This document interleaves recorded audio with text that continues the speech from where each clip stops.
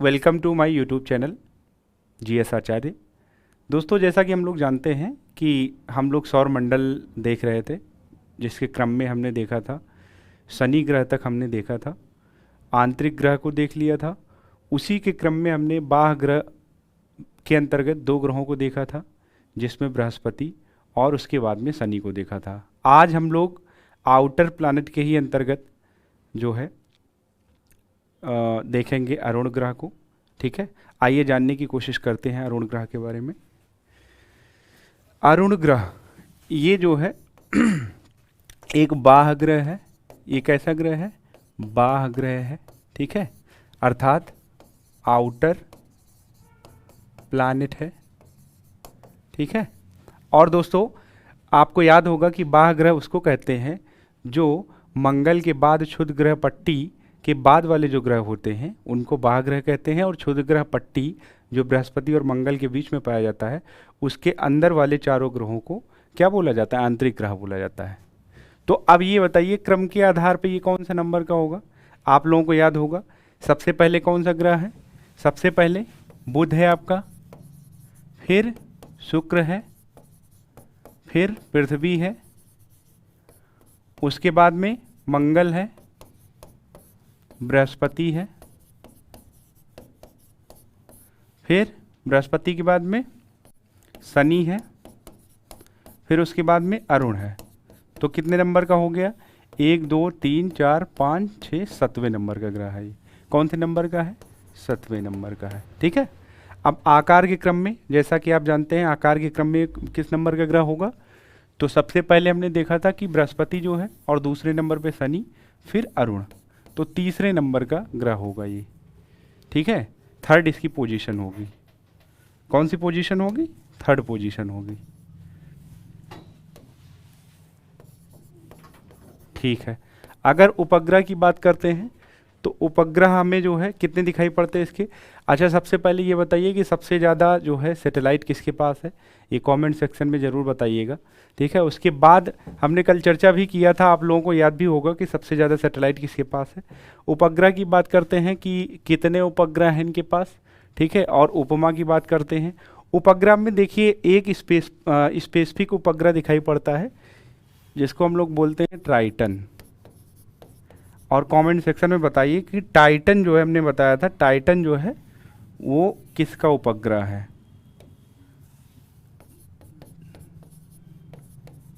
Titan जो है वो किसका उपग्रह है?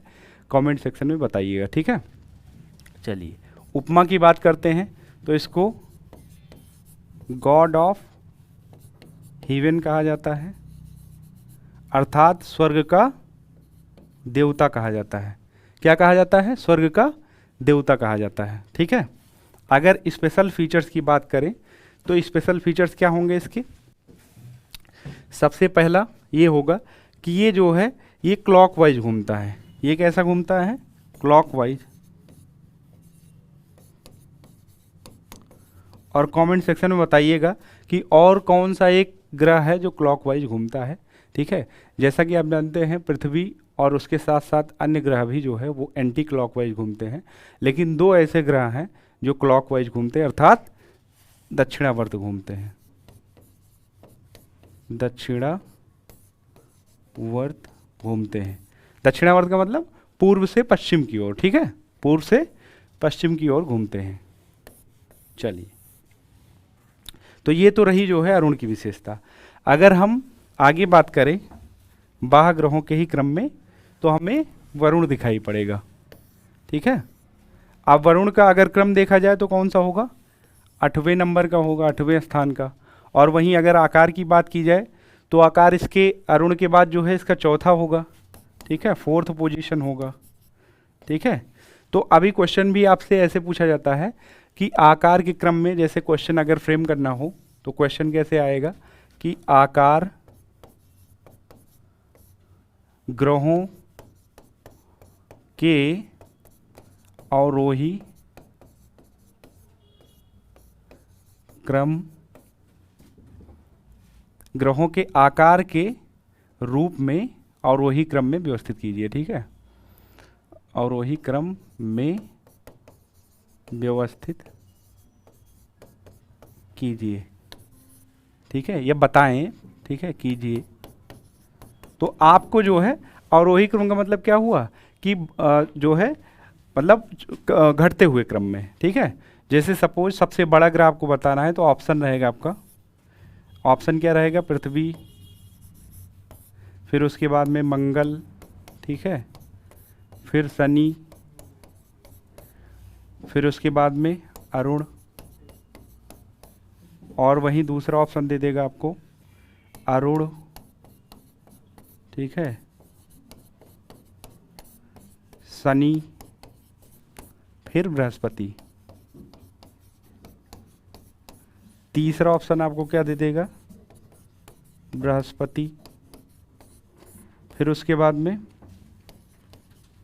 शनि,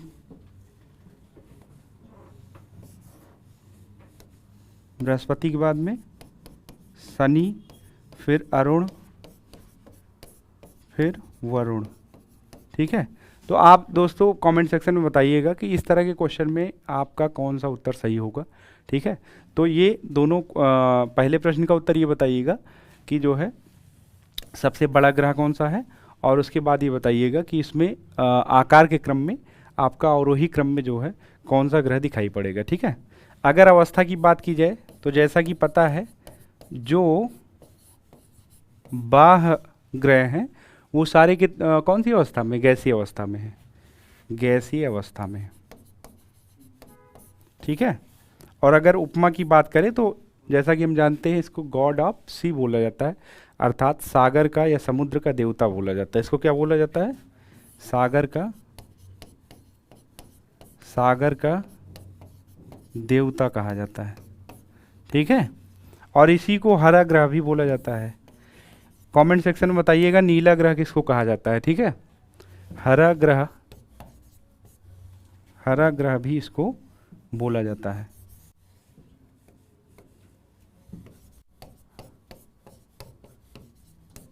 ठीक है, तो ये रहा स्पेसिफिक फीचर्स जो है वरुण के विषय में। अच्छा, अभी से कुछ समय पहले जो है आप जानते हैं कि यम नामक भी, प्लूटो नामक भी एक ग्रह हुआ करता था। यम के विषय में हम लोग थोड़ा सा जान लेते हैं, प्लूटो, ठीक है। अब प्लूटो को IAU ने 2006 में प्राग में एक समिट हुआ था। कमेंट सेक्शन में बताइएगा प्राग जो है किस कॉन्टिनेंट का या किस महाद्वीप का देश है, ठीक है। प्राग में एक समिट हुआ था जिसमें इसको बौना ग्रह साबित कर दिया गया था, बौना ग्रह। अच्छा, मुझे एक चीज़ बताइए, ग्रहों की कसौटी के क्रम में हमने आपको बताया था कि IAU ने जो है 3 कसौटियाँ निर्धारित की थी, जिनमें तीनों कसौटियों पर खरा उतरने के बाद ही किसी ग्रह को जो है हम ग्रह की श्रेणी में लेते हैं, नहीं तो उसको बौने ग्रह की श्रेणी में शामिल कर देते हैं, ठीक है। इसको ड्वार्फ बोलते हैं, क्या बोलते हैं, ड्वार्फ बोलते हैं। तो तीनों कसौटियाँ आपको याद होंगी। सबसे पहले क्या कहा गया था कि कोई भी ग्रह है वो सूर्य के चारों ओर जो है वो चक्कर लगा रहा हो, पहली कसौटी ये थी। दूसरा, गुरुत्वाकर्षण उसका पर्याप्त होना चाहिए। दूसरा क्या था, गुरुत्वाकर्षण पर्याप्त होना चाहिए। और तीसरा क्या था दोस्तों, आपको याद होगा, ये मैंने पहले ही क्लास में आपको बताया था कि 3 कसौटियाँ IAU के द्वारा जो है वो निर्धारित की गई हैं, और इन 3 कसौटियों पर बौने ग्रह और ग्रह में विभेद किया जाता है।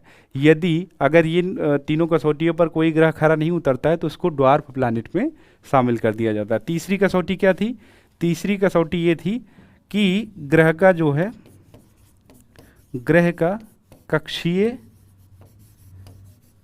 मार्ग क्या होना चाहिए, वो क्लियर होना चाहिए, अर्थात जो उसका चारों तरफ घूमने का जो कक्षीय मार्ग है उसमें किसी भी प्रकार का बैरियर, किसी भी प्रकार का बाधा नहीं होना चाहिए, किसी प्रकार के अन्य एस्टेरॉइड या कॉमेट्स नहीं आने चाहिए। तो इन तीनों आधार पे बेसिकली प्लूटो ग्रह को देखा गया था, और प्लूटो ग्रह को इन तीनों कसौटियों पर खरा नहीं पाया गया। इस वजह से दोस्तों इसको IAU द्वारा जो है बौने ग्रह की श्रेणी में शामिल कर दिया गया। तो आज जो है आपका आउटर प्लैनेट कंप्लीट हो गया। अब कल से हम लोग भू आकृति विज्ञान की ओर बढ़ेंगे और देखेंगे क्या है।